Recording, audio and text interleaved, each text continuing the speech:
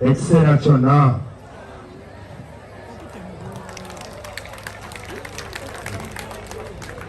munatusonyiwa okwawukanako n'ennyimba endala. Omugenzi yatusaba kino kye tukola tukikole. Yatusaba abadde lifist abadde musanyusa ku lumbeerwe tubayimbire, tumuyimbire, tumusiibule. Njagala okutwala omukisa guno okusaasira abafamire eno n'okusaasira bannamawokota okuviirwako munnamawokota ow'amaanyi bw'ati. Kitalo nnyo, kitalo ddala. Size kwogera, nzize kukola kyansabiddwa.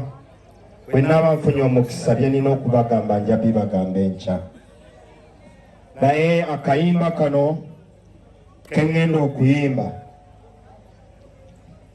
Honorable Katolo Bwama namutuuza mu studio ennaku 2. Yaŋŋamba njagala ompandiikire olina kubeera reggae artist. Kiyago olina kubeera nga Balake Dube bw'olina okuyimba. Njagala ompandiikire ebiva ku mutima gwo.